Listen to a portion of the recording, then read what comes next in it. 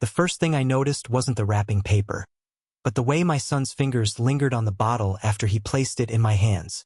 We were standing on the back porch, the Ohio sky streaked with fading orange. Family voices drifted inside. My daughter Ella humming as she set plates. My grandson Roy chasing shadows on the lawn. But here, between my son and me, the air felt heavy, too still, as though the cicadas themselves had paused to listen. Happy 75th, Dad. Melvin smiled, all teeth, no warmth. The bottle gleamed through silk wrapping, tall and amber, an object meant to impress. It's the good stuff. You deserve it. I turned the weight of it in my hands, the glass cool against my palms. Expensive, no doubt. Too expensive. My son had always favored gifts that shouted rather than whispered. Still, something flickered in his eyes, a shadow behind the grin. From the yard came Roy's laughter, pure and unguarded. He was 14, all knees and elbows, waving at me through the fading light. Grandpa, come look, fireflies already. His voice made me ache in the best way.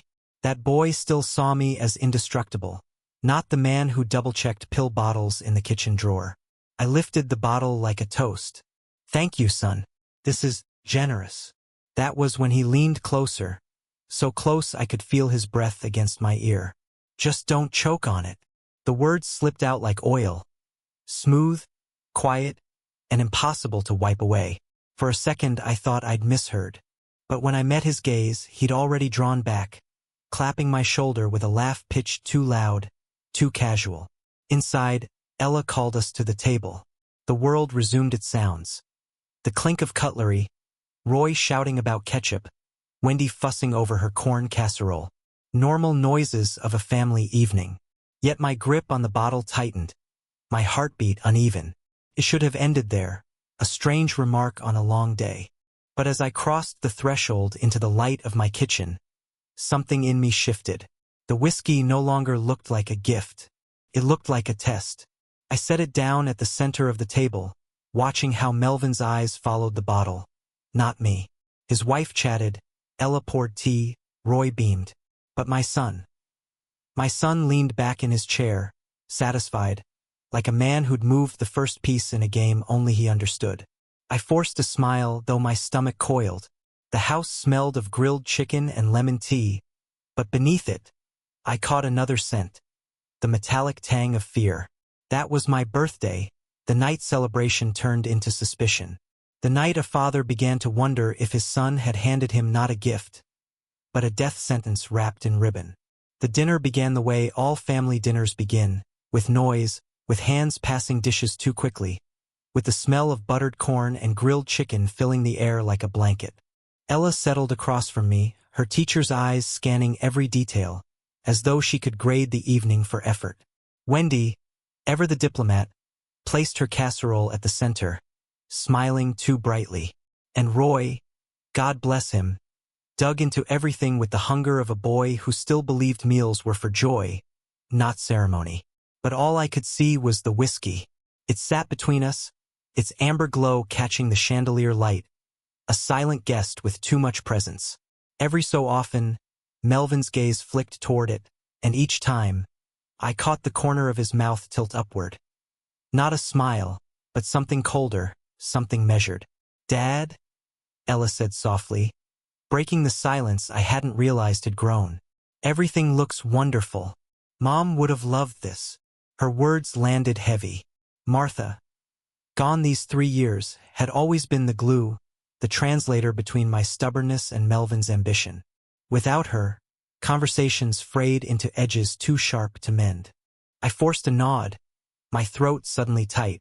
She would have. Melvin stabbed a piece of chicken with too much force, his fork scraping porcelain. We don't need to drag up the past, he muttered, then caught himself, offering a hollow laugh. What I mean is, let's enjoy tonight. Dad's 75. A milestone. Roy leaned forward, bright-eyed. Can we do a toast, Grandpa? Not with the whiskey, just tea. To your birthday. The boy's innocence cut through the static like sunlight. We raised our glasses of sweet tea, clinking crystal in a sound that should have felt celebratory. But when my glass touched Melvin's, his eyes lingered on me, searching, testing, like a man waiting for a sign of weakness. As conversation flowed, Roy's baseball season, Ella's new classroom, Wendy's garden club, the ordinary wrapped itself around me like a fragile disguise. Yet beneath it, my ears strained for the undertones. Every question Melvin asked about my health, how often I took my blood pressure pills, whether I felt dizzy in the evenings, sounded less like concern and more like reconnaissance. Ella caught my eye once, her brow furrowing as if to say she noticed too. But she said nothing. Maybe she was waiting for me to speak first. Maybe she was afraid of what I'd confirm. When plates were nearly cleared, Roy's voice chimed again, hesitant this time. "Grandpa, maybe later, don't drink they." He froze, eyes darting to his father.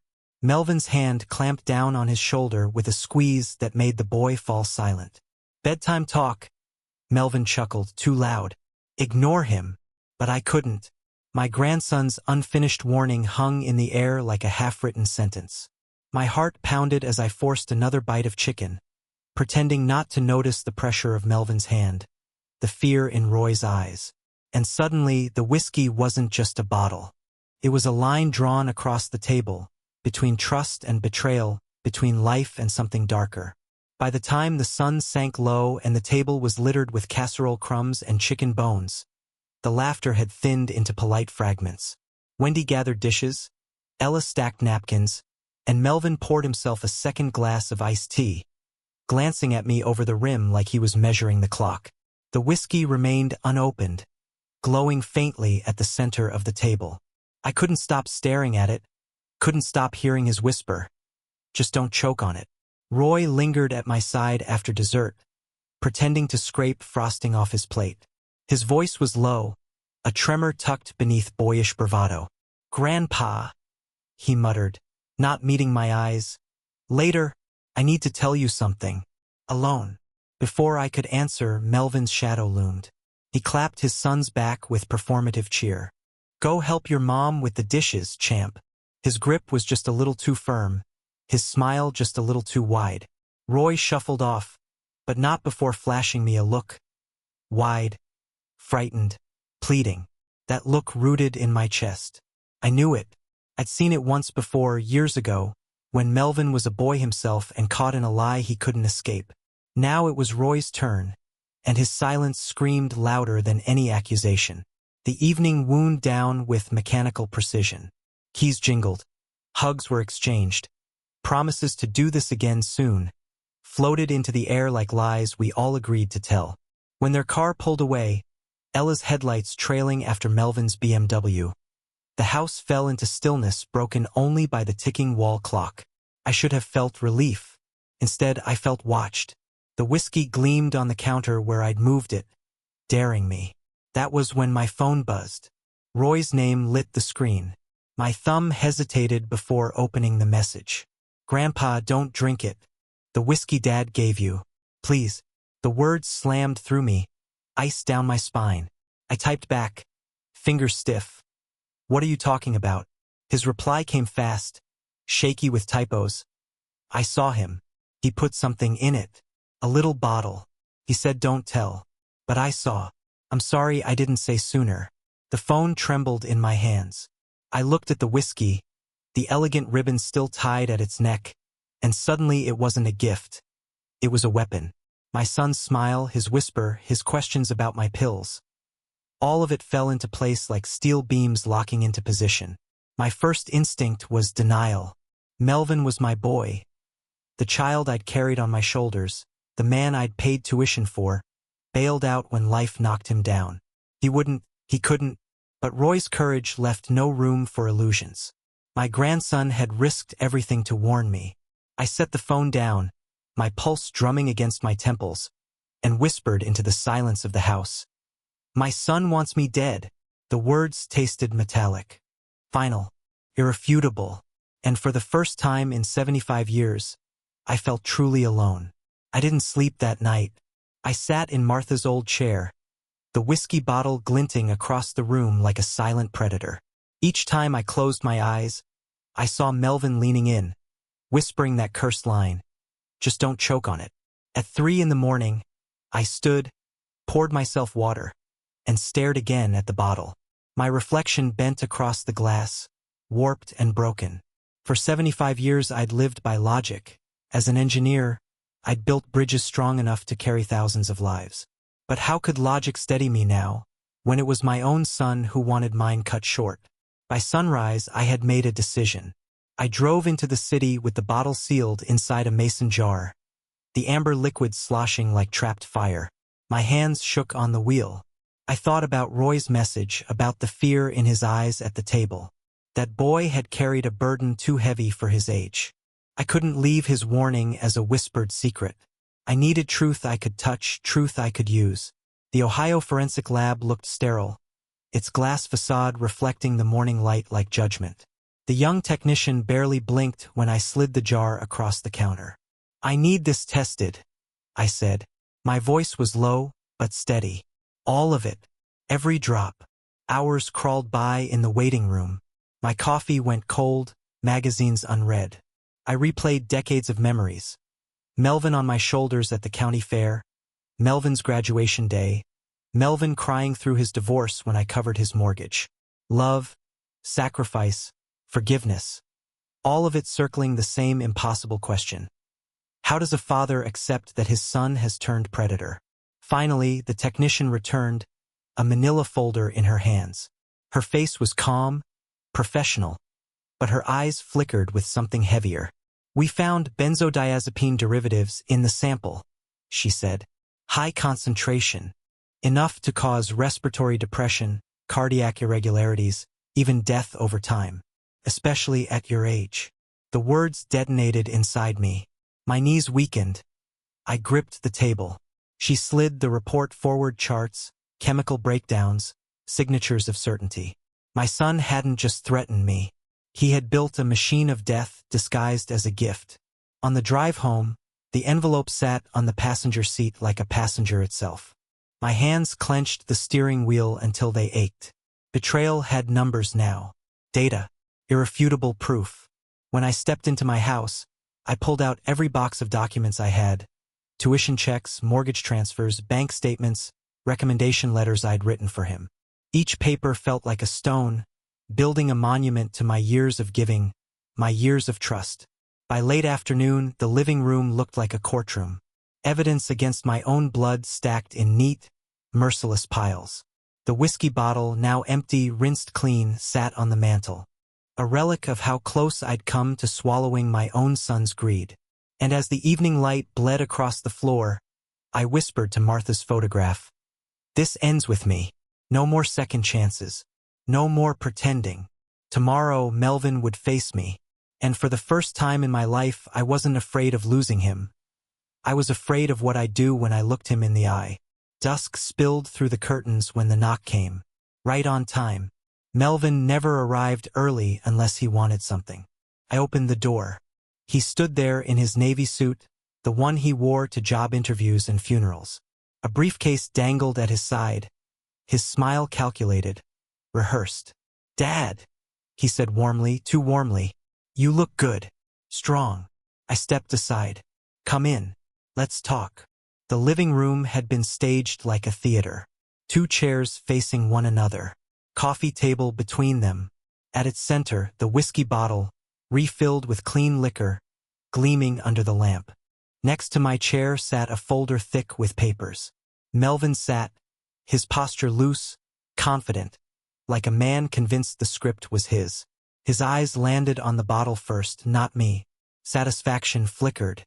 "Glad you saved it," he said. "Thought we could share a glass. Father and son." I poured deliberately, the liquid catching the light. 2 glasses. I slid one toward him. He lifted it without hesitation, drinking deep. "How does it taste?" I asked. He leaned back, savoring. "Perfect. Smooth. Worth every penny." I let silence stretch, then leaned forward, voice steady. "That's the same bottle you gave me. Only cleaner. I had it tested." The glass froze halfway to his lips. For a heartbeat, confusion flashed in his eyes. Then fear. Then denial. "What are you talking about?" he said, too fast. "The lab found benzodiazepines. Enough to kill me slowly. Enough to make it look like age finally caught up with me. I pulled the report from the folder and laid it on the table. His name wasn't on the paper, but it might as well have been carved there. His face drained of color. That's insane. You can't believe. Roy saw you. I cut in. My voice cracked, not with weakness, but with the weight of the truth. Your own son watched you pour poison into a bottle for your father. He saved me with a text message you'll never see because I told him to delete it. Melvin's glass trembled in his hand. He set it down too quickly, amber sloshing over the rim. You don't understand, he said, words spilling now. The debt, the pressure. Dad, I didn't mean. I surged to my feet, years of restraint snapping like dry wood. Didn't mean to kill me? Didn't mean to make my grandson watch while his father murdered his grandfather for money. His jaw clenched. He opened his mouth, but no excuse came.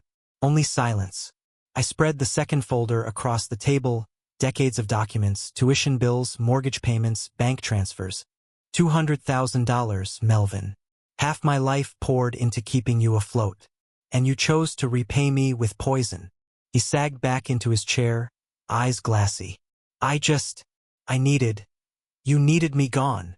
For the first time in my life, I looked at my son and saw a stranger. A man I'd never raised, never known. I pushed the glass of whiskey back toward him, its surface trembling between us. Drink it or leave this house forever.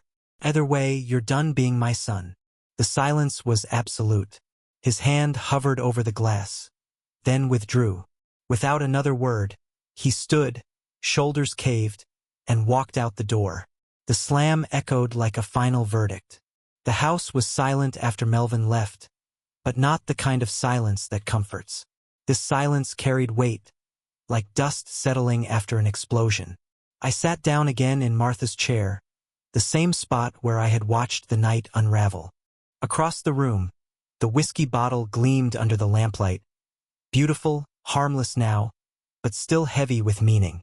I should have called the police, perhaps. I should have pursued charges. Yet all I could do was sit with the ache. It wasn't justice that filled me, only grief. For decades, I'd told myself that fatherhood meant giving, and giving again until there was nothing left to give.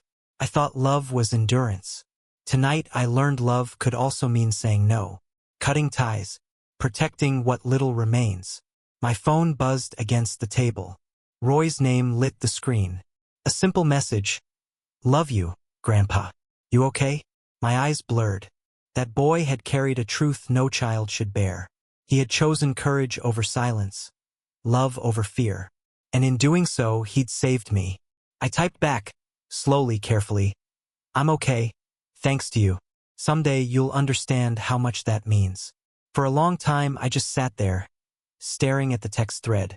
Felt like a lifeline. Proof that though blood can betray, it can also redeem. One generation reaching for another. On the mantel above me was Martha's photograph. Her smile was the same as it had been the day we bought this house, the day we swore to raise our children with patience and hope. I wondered what she would say if she were here. Would she see failure in Melvin's betrayal, or strength in Roy's bravery? Perhaps both. I stood slowly, joints stiff, and reached for the whiskey. The glass caught the lamplight, scattering fractured rainbows across the room. Not a weapon anymore, just a vessel. I poured a measure into 2 glasses, one for me, one for the empty chair across from me. I raised mine first toward Martha's photograph. To what remains? I whispered. Then I lifted the second glass, holding it steady as though Roy were already tall enough, already grown enough to sit across from me. To the future, I said. The whiskey burned, but it was a clean burn, not poisoned. A burn that reminded me I was still alive, still here to tell the story, still here to watch my grandson grow into a man who knew the difference between love and greed. Outside, fireworks cracked against the sky. Red, white, and gold bursts lit the windows, their echoes carrying across the neighborhood. Celebration in the distance, while inside my house, another kind of resolution unfolded. Quieter, sadder, but no less final. I set the glasses down. One half empty, one untouched, both trembling slightly in the glow of the lamp. For the first time in 75 years, I toasted not to family as a whole, but to the fragments that still mattered. And in that fractured light, I understood. Sometimes survival isn't about holding everything together. It's about knowing what and who to finally let go. 10.